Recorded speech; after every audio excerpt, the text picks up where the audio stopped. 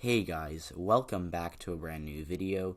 In today's video, we're going to be looking at the 2022 Georgia Senate race. So on August 25th, Herschel Walker officially jumped into the Senate race after some reports that he would not run, mostly from Newsmax, which said that Mitch McConnell had essentially shot down the potential candidacy of Herschel Walker, but it does turn out that Herschel Walker will actually be running for Senate against Raphael Warnock, the incumbent Democrat. So Walker, for those of you who don't know, is a former football player. He most famous for his Heisman Trophy winner, I believe, at Georgia State in 1980, or at the University of Georgia in 1982, and he was he didn't do as well in the NFL. He was still a solid player, but he was more known for his success in college football. And now he is kind of known for being a conservative activist. He spoke at the 2020 RNC, and he is very Trumpian. He is a conservative Trumpian Republican, and Donald Trump and him seem to be pretty close. Back in June, in an interview, Trump said that he thought Herschel Walker would run for Senate, and he said that Herschel Walker would probably actually beat Raphael Warnock. So, he is definitely, I would say, in this race, Donald Trump's favorite, and that's not saying much for now, because Donald Trump, maybe depending on what you say, he will like you now, but he might not be as big a fan of you in 6 months or something. So for now, I think Herschel Walker is Trump's favorite, but that could certainly change. So Walker is running against a couple GOP candidates, and I'll actually pull it up so I can get a better visual, but the main candidates are Gary Black and Herschel Walker. So Gary Black is the incumbent Agriculture Commissioner of Georgia, which is a minor statewide position, but there is some appeal to Black because he did win by I think 7 in 2018, so he did run ahead of most Republicans in a blue wave year. So there's an argument to be made that Gary Black is a good candidate, and I don't think he's a bad candidate, but I just don't think that he would beat Warnock as of right now. Now, Walker has, I think, more upside than Gary Black for sure, because he's, he's I'd say more interesting and has more appeal to Trump supporters.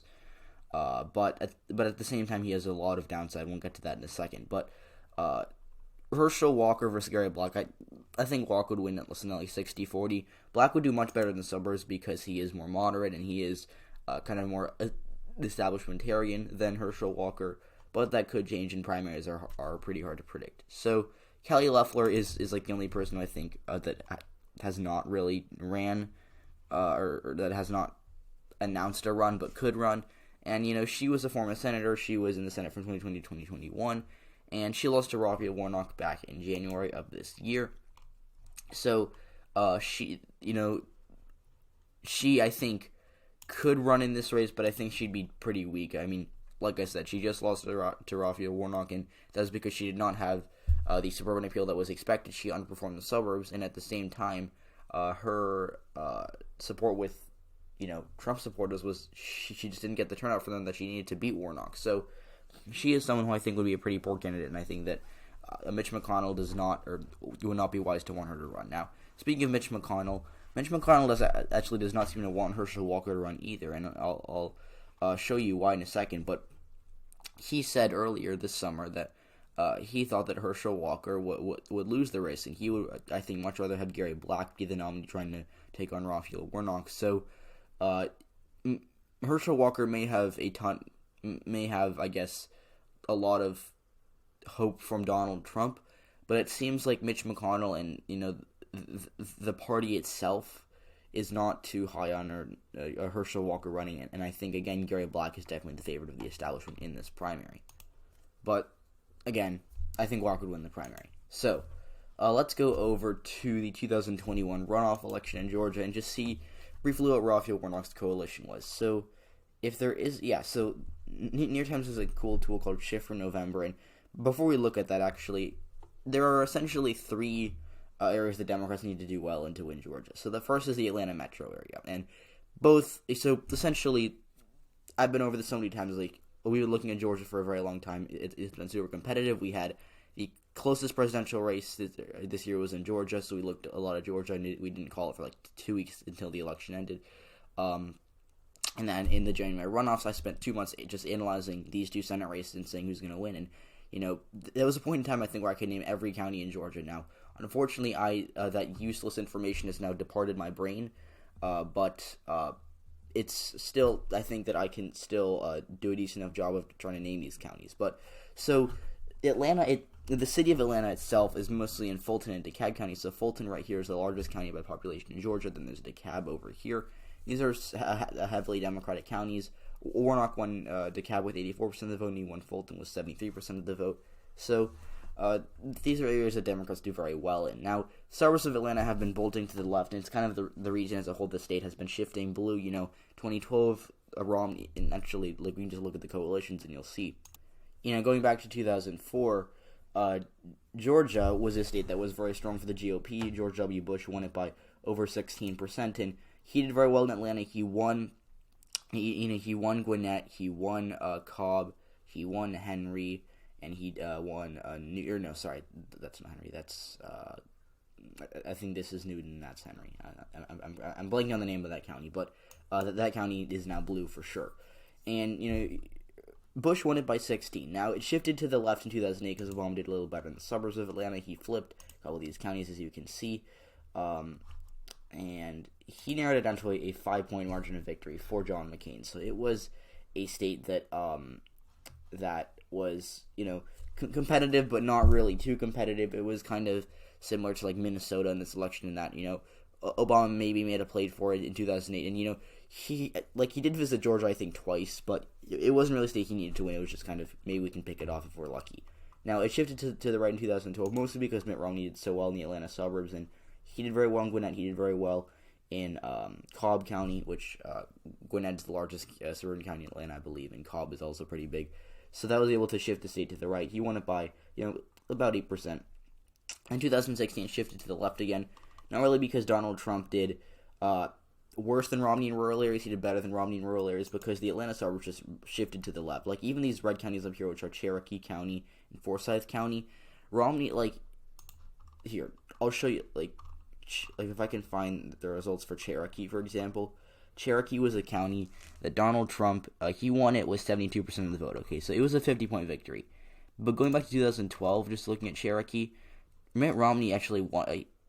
He carried Cherokee by, he won it by 57. So in a big county like Cherokee, where that has I think 300 to 400,000 people, there were swings to the left there, even though they were still deep red. Now, Clinton did flip Gwinnett, she flipped Cobb, and she flipped most of these suburban counties in Atlanta, except for Fayette, and she won all the counties that Biden did in the state, but it still wasn't enough because she just did so poorly in the rural areas, and because she just didn't win the Atlanta suburbs by enough. Now, 2020, the Atlanta suburbs just really solidified for the Democratic Party, as you can see here.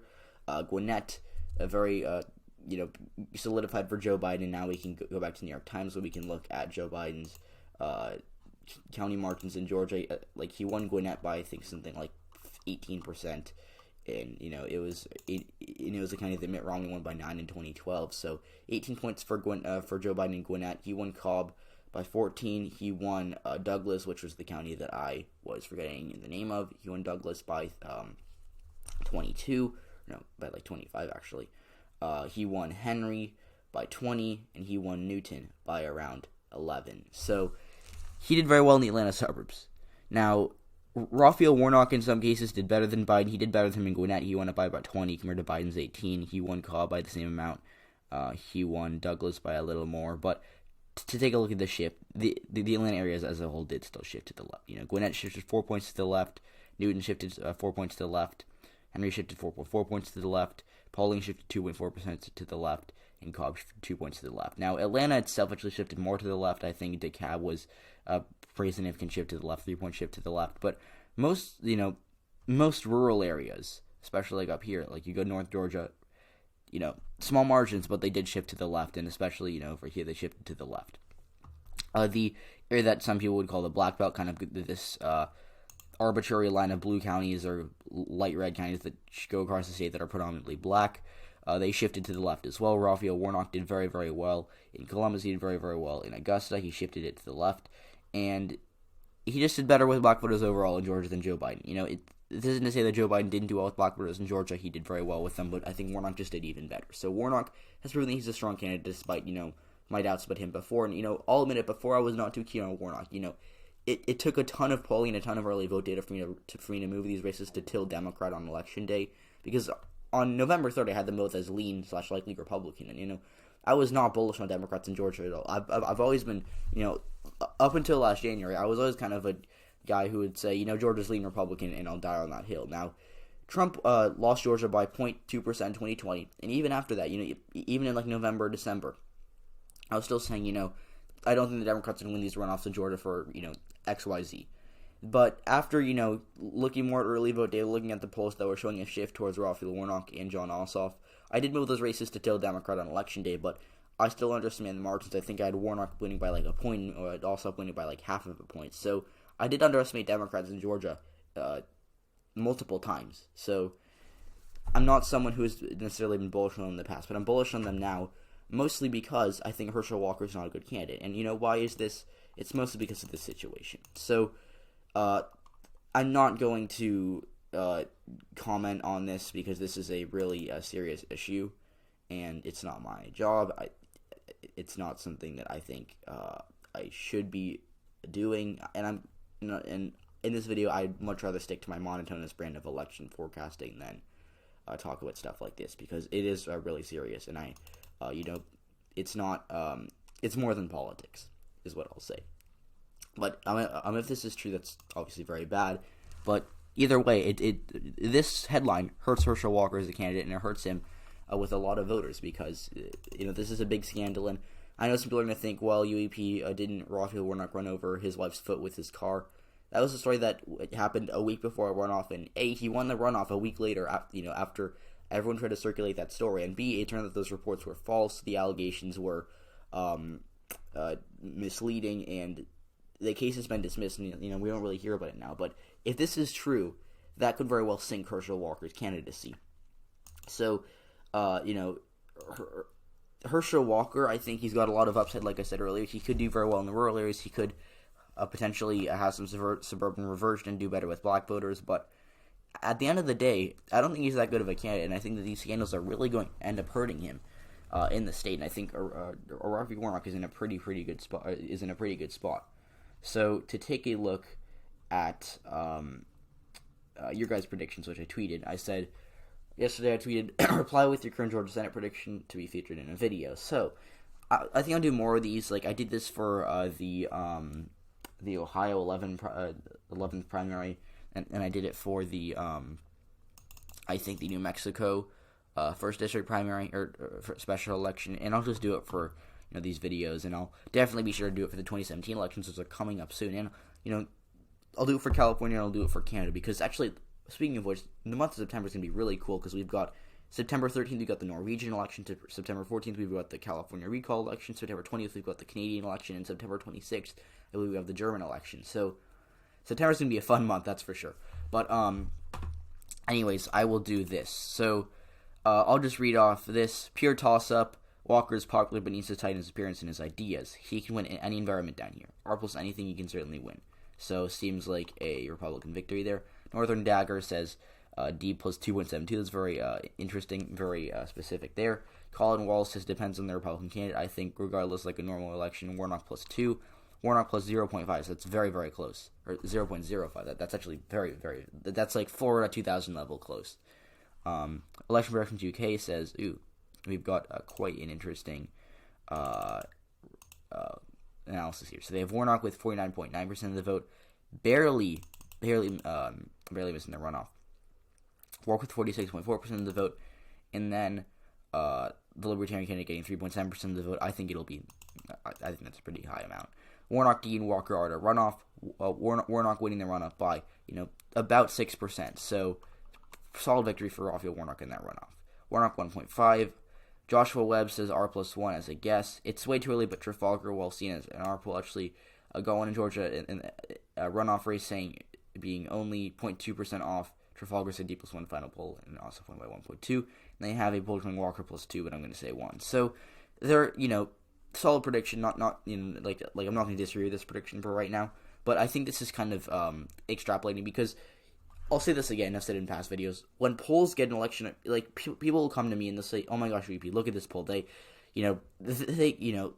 at this Nevada Senate poll that has Adam Laxalt beating Catherine Cortez Masto by 33%, because they got the race exactly right in 2020. They said Joe Biden was going to win by 2.4%. It's like, okay, good for them, they got it right in 2020, but what we often see is that polls don't get it right because they're good at polling.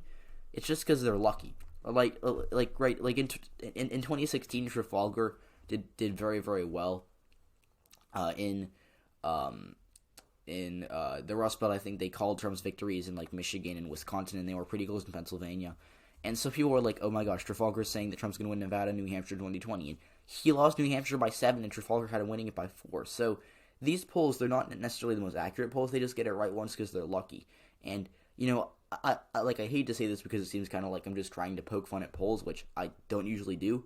But Trafalgar's not the greatest poll. In 2018, they had the Republicans winning Georgia by 12%. They had Brian Kemp beating Stacey Abrams by like double digits, and they only won by like a point. So Georgia, they've underestimated Republicans in the past. And speaking of Georgia, in 2020, they had Biden losing Georgia by like 6. So Trafalgar, they might have gotten lucky in the runoffs, but in Georgia in the past, they underestimated Democrats in 2018, underestimated Democrats in 2020, and I think they underestimated Democrats there in 2016 as well. So Trafalgar, I get that they might have been accurate in one race, but when you look at the bigger picture, it's not like they're just better at polling than everyone else. It's just they got lucky in one race, and I can show you a Quinnipiac poll from 2014 that had John Hickenlooper winning re-election as governor by 2 points and he won it by 2 points. It's not because Quinnipiac is a good pollster. It's just because they got one poll that actually got the result right from 2 months before the election. So that's my round on Trafalgar for the day. Warnock plus 1.6. Warnock plus 2. If Mitch gets Purdue to run and wins the primary, Purdue plus 1 IMO. I disagree. I think Purdue would still lose. Tetris is Warnock plus 6. Quite a bold prediction there. And we've got a nice. I did not know that that would be a profanity, but I love these conversations on Twitter. Okay, so we've got Tetra says Warnock plus 6. Susan Collins fan says Bragg grew up and stop witchcasting. Warnock would be lucky to make it to a runoff. So gotta love the civil conversation going on there. Chaotic Politics says Warnock by a point, or says Walker by a point. Susan Collins fan says my current prediction is like Walker plus 1. It's going to be the close race on the map, in my opinion. Harold says Walker plus 3 if Herschel Walker wins.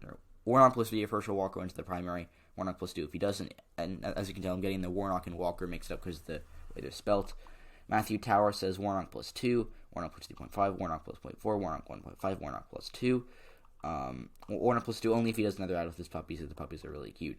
Lean Warnock 1 to 2 lead over Walker. Warnock plus 0.7 goes to a runoff. If the national environment is R plus 5 or more, Warnock wins by 1 to 2%. If it's anything less, Warnock wins. I agree with this. I think the Republicans would have to win the national environment by like 4 or 5% to give Walker the edge, because Georgia's shifting to the left. Seriously. So Michael Leone says Warnock 2-point victory with Big Nathan Fulton and Cobb among others. Warnock plus 0.1%, really close. Depends on the Republican candidate. I think regardless, like a normal Republican, Warnock plus 2, Warnock plus 1, Warnock plus 3, Warnock plus 0.05, which I think I already read. We already read this. Let's keep scrolling to see if we can stuff. Oh, so made an actual county prediction. R plus 1.1. I can't see the margins exactly, but interesting map. The Wizard of Gargalon says D plus 4 to 6. Warnock plus 3 to 4. Warnock plus 4. Ahem. This is a joke. Warnock plus 2.5. Warnock plus 0.5 with a margin of error of plus or minus 1%. Lean Republican, midterm with the party out of power, losing the vote by 0.2%. Losing the state by 0.2%. Warnock plus 1.4.